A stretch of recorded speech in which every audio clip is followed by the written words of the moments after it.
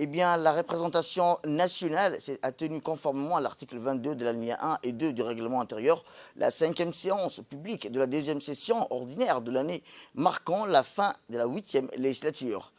La plénière s'est déroulée sous la conduite du président du Parlement, M. Mohamed Ali Mohamed, et avec la participation du Premier ministre, M. Abdelkader Khan Mohamed, des parlementaires et des membres du gouvernement. Au menu de cette première séance plénière, l'adoption des textes législatifs, à savoir le projet de loi numéro 177 de l'année 2022 de la 8e législature portant ratification de l'accord établissant l'Alliance Smart Africa pour la République du Djibouti, ou bien le deuxième projet de loi numéro 179 portant approbation des comptes financiers 2020 de l'Agence nationale du système d'information de l'État. Autre projet de loi, cette fois-ci la loi numéro 180 de l'année 2022 de la 8e législature portant approbation des comptes financiers 2022 de l'Agence nationale du système d'information de l'État,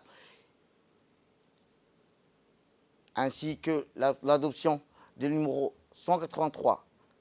de l'année 2022 de la 8e législature portant approbation des comptes financiers du Palais du Peuple pour l'exercice 2021, ou bien la loi numéro 184 l'année 2022 portant approbation des comptes financiers de l'imprimerie nationale pour l'exercice 2020.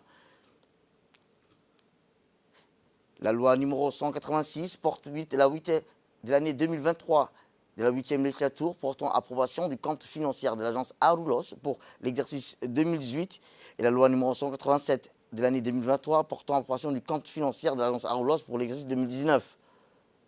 et 2020. Ainsi que la loi numéro 190, 191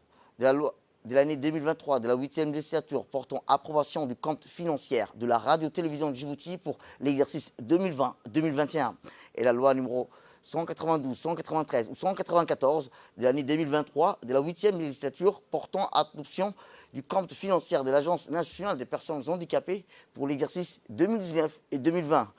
et la loi numéro 192 de l'année 2023